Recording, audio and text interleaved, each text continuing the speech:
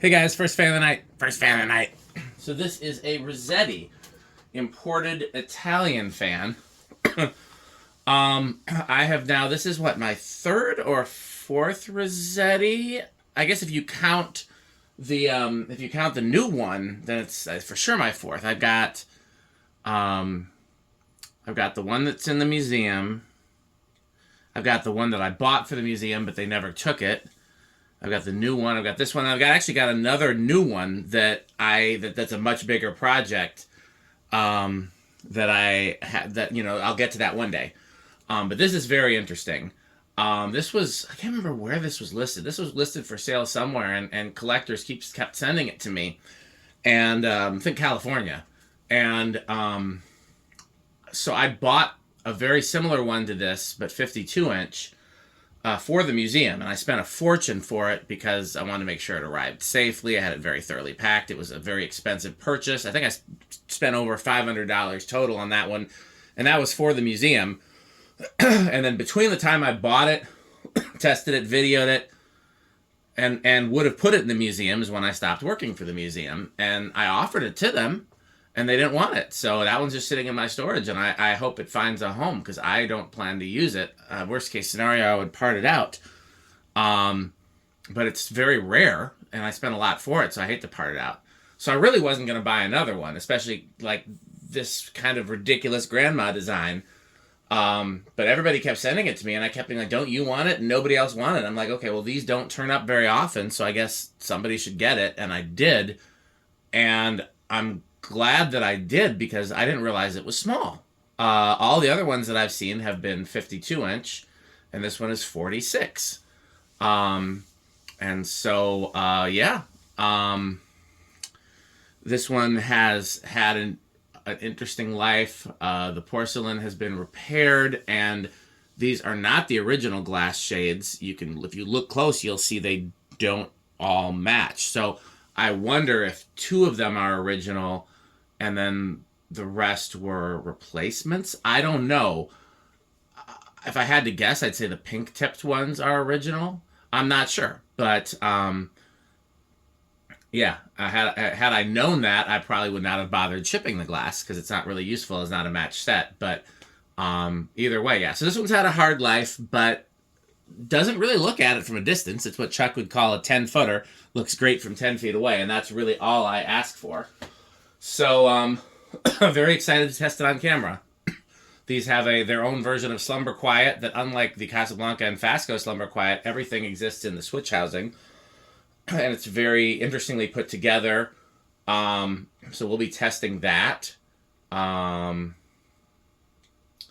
These have a very heavy cast motor. The motor in this is slightly smaller. It's not like a Casablanca one where the motor is the same, and sometimes the housing's even the same, and just the blades are different. The motor is smaller. The motor housing is smaller. The blades are smaller.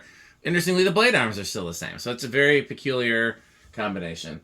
So let's take it for a spin. So there's the warm glows.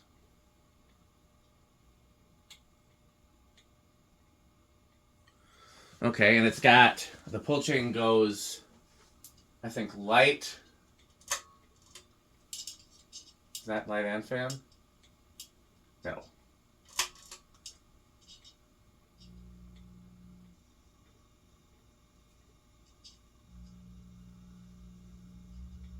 It's not silent, so I wonder, it's possible that when I put it back together again that I wired it backwards, because it doesn't sound like normal solid state noise. It sounds like the motor is getting DC, but it's otherwise performing fine. So I don't know what to make of that. Let's see. Well, here's an easy way to tell. Power factor is low, so yeah, I wonder if it's wired backwards.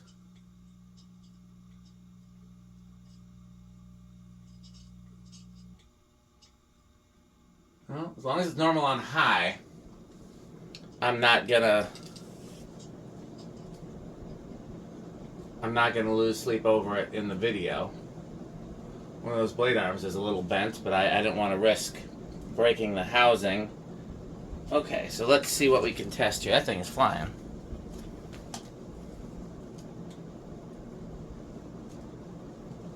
That's a very clean 1002. So let me find the calculators. I guess I can do that math in my head. We know what that is. That's 250. I don't know why I needed a calculator for that. I guess 251 technically. Well, yeah, 251 technically. So let's do, but we're definitely going to need the calculator for the CFM test. That's probably why.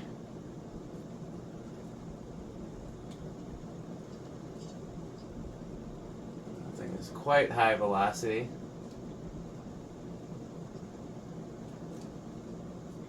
$669. So I'm going to do math while it spins down.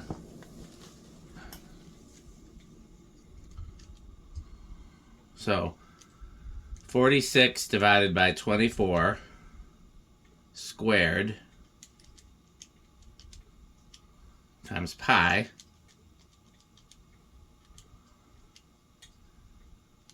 times 6. What did I say? 669? So that's well into the K55 category for a 52-inch fan. Oh, it's not a good spin down because I guess the 10 switch is on. Silly me. I didn't know. I'll tell you what. Let's do...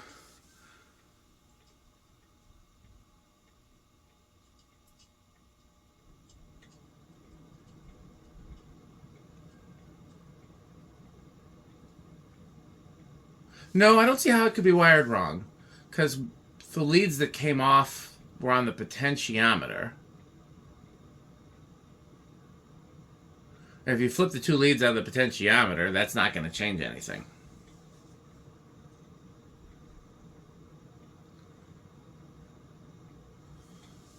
I can already look at it and see which one is... Tell you what, we'll do spin down a different time.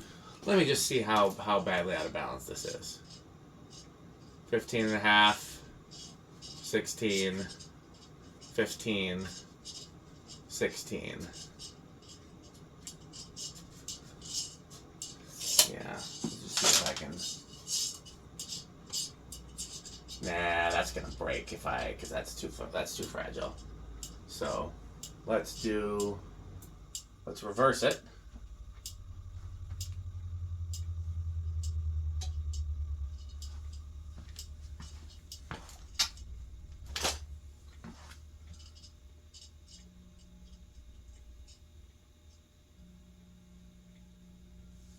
It may just be the design of it.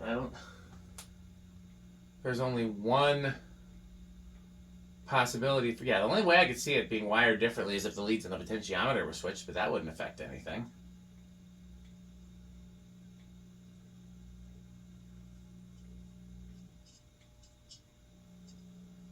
Let me see, is it? Yeah, there's a range of speeds on there.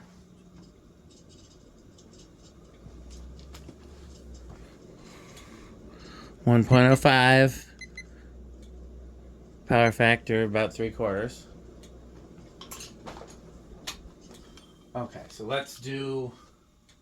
we'll do 0 to high, and then we'll do a full spin down from 0 to high, because we didn't do it from the other speeds, because I screwed it up.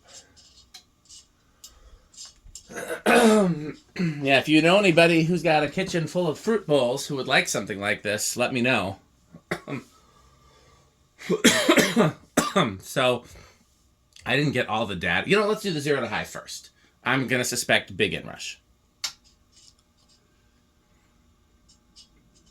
109.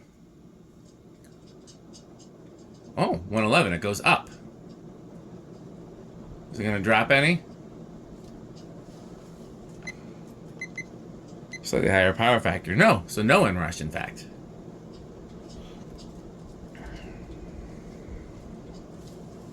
Okay. So we'll do spin down. No inrush. Does that change what Man, that thing is very powerful. Especially for a 46-inch fan. That's kind of an odd size, too.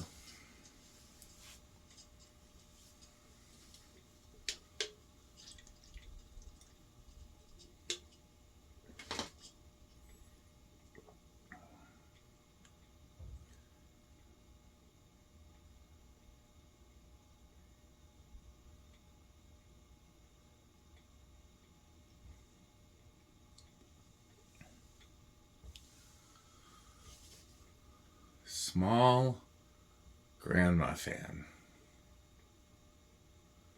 I think those blade arms could be bent and balanced, just not on the rubber flywheel with the porcelain housing. That's just too many fragile things all together. Because sometimes you have to grip the housing, and yeah. I can look at it and see which one is bent. It's the one, that one that just passed. That's the worst one.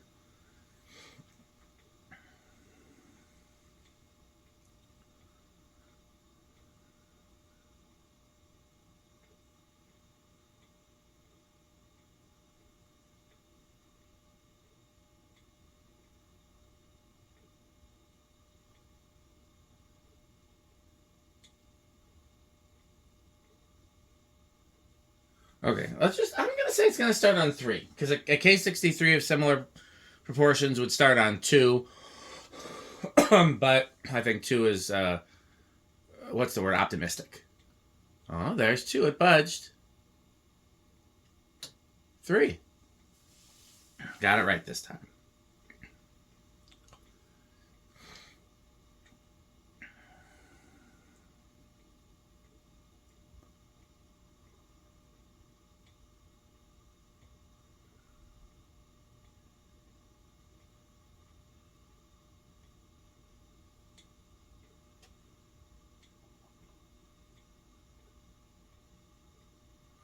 Okay. 4.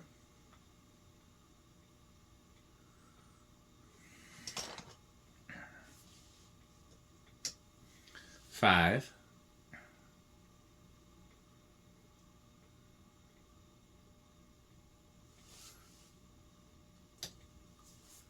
6. Heater just kicked on. 7.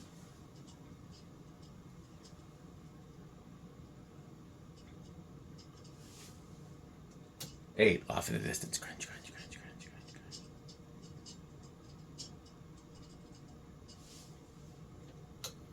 crunch. 9. Can you see that tassel? It's got a very fancy tassel that it came with.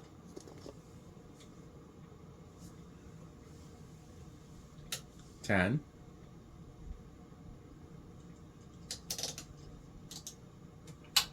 11. 12. Interesting, the heater just kicked on for just a fraction. 13. 14. 15.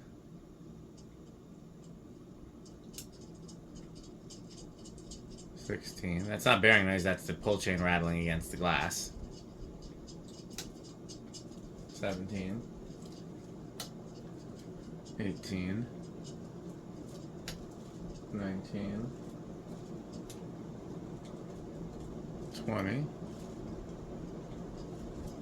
It is interesting that it is acting like it would have an inrush.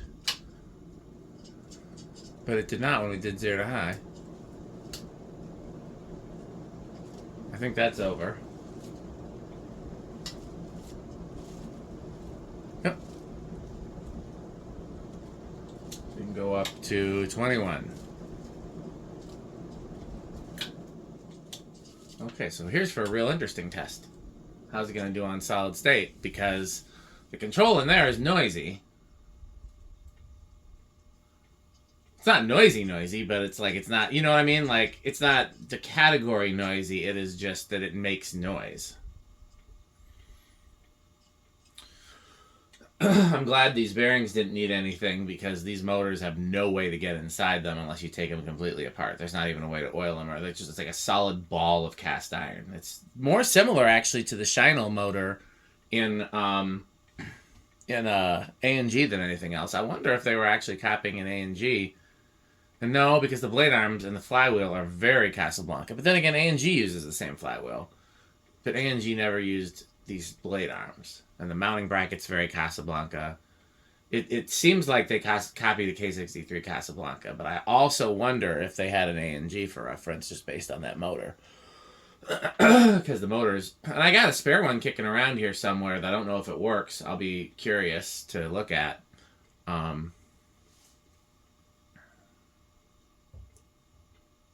This is such an absurd fan. This is a very absurd fan.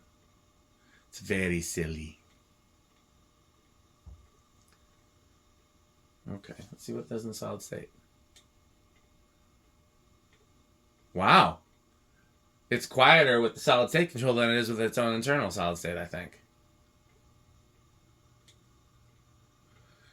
I would just shotgun their control and put a cardboard box inside.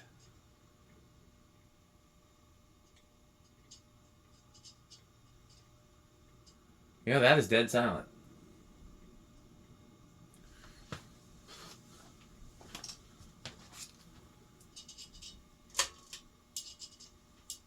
Interesting that only 3 of the warm glows came on.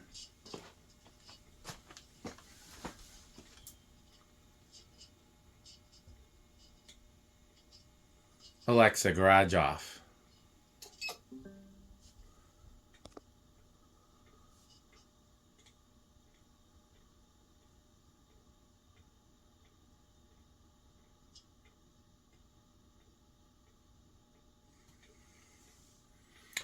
Even though these are hideously ugly fans to me, I would still call this Menards category because it's a K63 copy. It's not even American made, it's Italian made.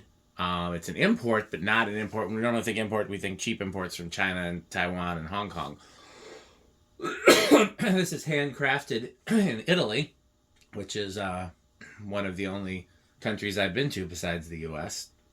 And I did see ceiling fans in Italy, but nothing like this. Oh, I turned the fan off. I wasn't trying to turn the fan off. Let's see. How do we do that?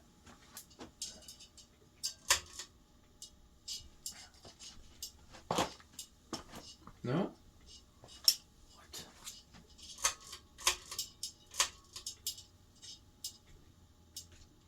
Why did the fan stop?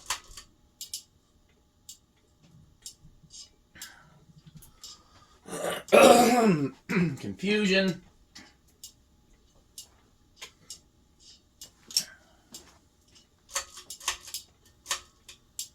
Why is the fan not on? What in the world?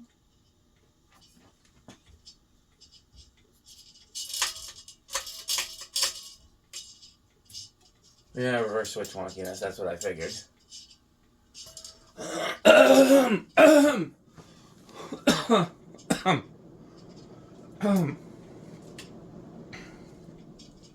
There we go. Yeah, so it's still Menards category for me. I just don't know where I could ever install something like this. It's a really cool fan, and the design and the build and the performance make it cool. We don't think of Italian-made things besides like coffee and I guess glassware, though, so I guess it makes sense. We think of like Italian glass, Italian leather, clothes, but we don't generally think of, most of our imports don't come from Italy, so it's very interesting, So yeah, I like it a lot, but I don't know where I'd ever hang it.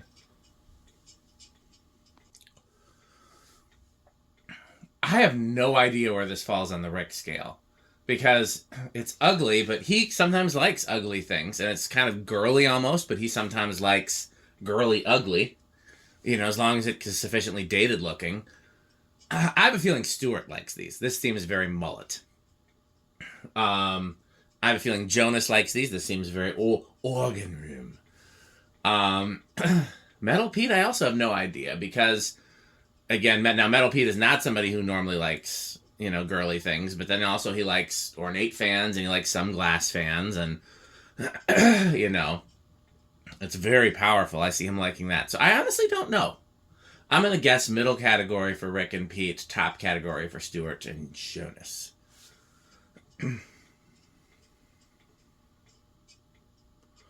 Okay. Alexa, garage on. Well, that's it. I'm going to do some more work today and some more filming today, but I don't plan on testing any more fans today. His metalness is actually supposed to be coming tomorrow, and we're supposed to be working on some stuff. So we'll see what ends up happening with that. I would look forward to that. A metal fan test day would be, would be wonderful to have. So let's see if that ends up happening. if my night tonight goes according to plan, I will have one more video up tonight. It just won't be a fan test video. It'll be a workbench type video testing some new light bulbs. So we'll see what happens next. In the meantime, please stay tuned for this message from our sponsors. And of course, don't forget to like, comment, and subscribe. As always, thanks for watching. And please support our sponsors. And the way you can do that is to buy Fanstick and buy Pedros. Thanks for watching. This video is brought to you by the following sponsors: Fanstick, Lightstick, Taco Burrito Mexico, Sperry, the beverage of fan collectors, The Good Manufacturing Company, 81220 LLC, where our motto is crunch, crunch, crunch, crunch, crunch, crunch, crunch, crunch. rickorsheep.com, a fun game you can play with your friends. For more information, go to rickorsheep.com. Power Vacuum, the vacuum with more vacuums. Udong Batteries. When I think of batteries, I think of Udong. Major funding for this series is provided by the Corporation for Public Broadcasting and by the annual financial support of viewers like you. Pedro's making Mexican. Pedro's making Mexican.